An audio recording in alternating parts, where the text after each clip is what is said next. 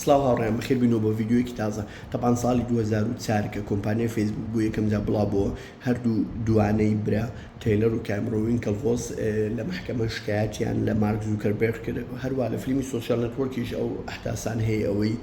ديفيد فينشر طبعا شكايات على مارك زوكربيرغ كبيروكي فيسبوك بحساب ايوانا او مارك زوكربيرغ زيوتي وبكاري هنا وبوخوي طبعا او شكايات لمحكمة الشخص صالي خايان تاقيشت اوي ك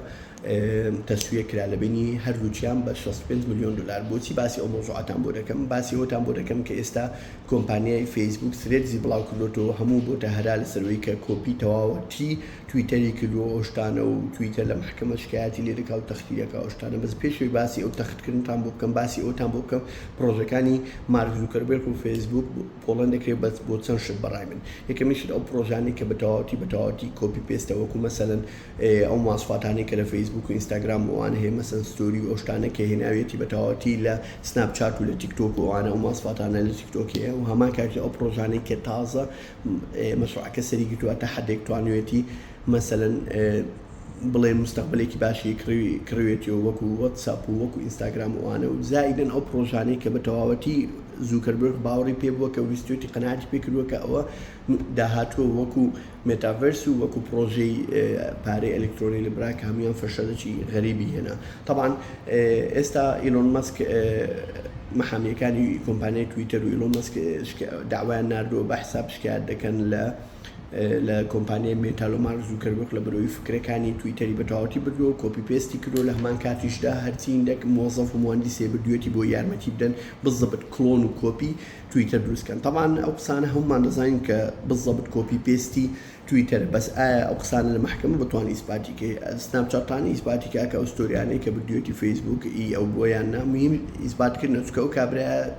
چاوەڕۆکی زۆر قایمی هەیە بێ چاوەڕووە بە هەموو نوعێک لە نوعەکان جێناراتەوە شتانە ئیلا ئەوەی کە لە مێش خۆیتی طبعا کۆمپانیای مێتا کە پێشەوەی ئەپلیکیشنی فرێت بڵاوکات و خۆی مەفروض نەبوو ئێستا بڵاوکاتەوە بەس لە ئەو کاتە هات کە دەبینی ئیلۆن مەسک گیر بۆ لەگە خەڵک لەسەر ئەوەی عەدەدی چەند تویت بکرێت چەند تویت نەکرێت لە ڕۆژەکی و ئەو شتانە چۆنە و چۆن نییە ئیتروتی کاتەکەی پرفکت و زایدە ئینتخاباتی ئەمریکا نزیکە خۆی باخۆم هەڵواسم بۆ وەزع ئەگەر نا کۆمپانیای مێتا کە سرێزی بڵاو کردو سرێز ئەپلیکیشنەکە بە تەواوەتی نەقسی هەیە ناتوانین نامە بنێری ناتوانین سێرچکەی بۆ تێکستی و ئیدت ناکرێت زۆر شت هەیە دەتان بڵێن 500 بۆ 1000 مواصفاتی نەقسە بەس بۆ پەلەی کرد لەبەرەوەی وەکوتی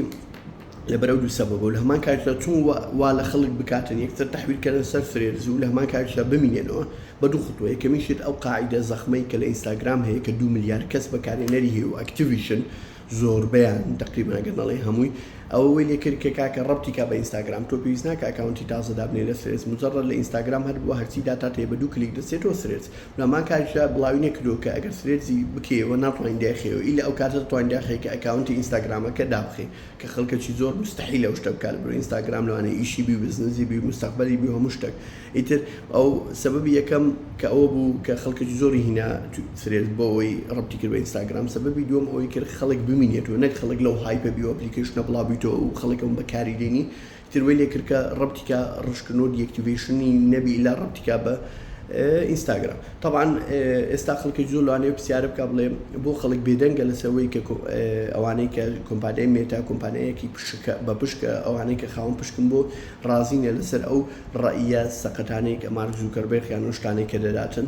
ئەگەر بینە سەر ئەوەی مارک زوکەربێرگ 113 پشکەکانی کۆمپانیای مێتا هەیە بەس پشکەکانی کۆمپانیای مێتا وەخت خۆی وا دیزاینی کردووە کە پۆڵێن کراوە بە دوو شت کلاس A کلاس B کلاس A هەر پشکە خاوەنی یەک دەنگە و کلاس B هەر پشکە خاوەنی دە دەنگە. مارک زوکەربێرگ بە تەنیا خۆی خاوەنی 99.8 لە پشکەکانی کلاس B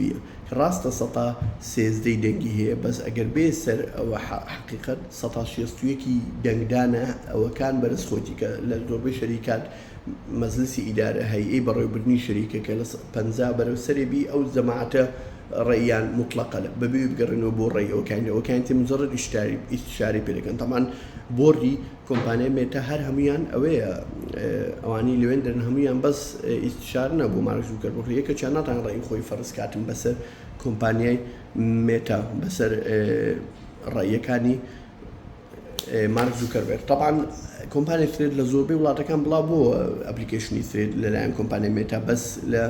نزیکەی 100 وڵات و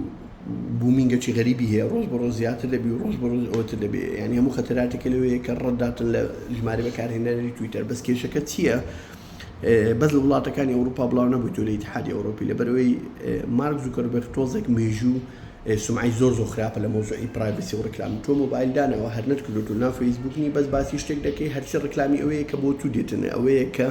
باسی ئەو شتت کردیە. طبعا دائیرەکێ لە ئیتحادی ئەوروپی ناوی GDPR General Data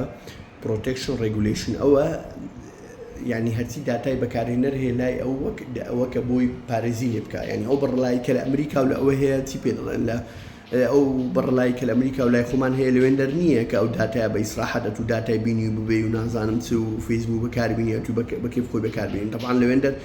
زۆر مۆزوع معقدە مانجی پێنج نزیکە 1.2 ملیار دلار کۆمپانیای مێتا غەرامە کرا لەسەر ئەوەی کە ئەوەی ڕێگولیشنی ئەوەی شکاندیە کە داتای پرایڤسی خەڵکی شکاندیە کە داتای خەڵکی بدێ. بۆیە مارک زوکەربێرغ لە هەموو وڵاتەکان بڵاوی کردوسێت ئیلا ئیتحادی ئەوروپی چکە دەبی 2 قات و 3 قات و 4 قات حسابی وێ بکە کەی بڵاوی دەکاتەوە کە بڵاویش کردووە چۆن قانونیان هەموو شتێکی بۆ کەڤەر بکاتن. طبعا ئەوە ڤیدیۆیەکی سەرای بوو لەسەرەوە ئاخر ئەپدەیتی ثرێد و مارک زوکەربێرغ و ئیلۆن مەسک. سڵاو.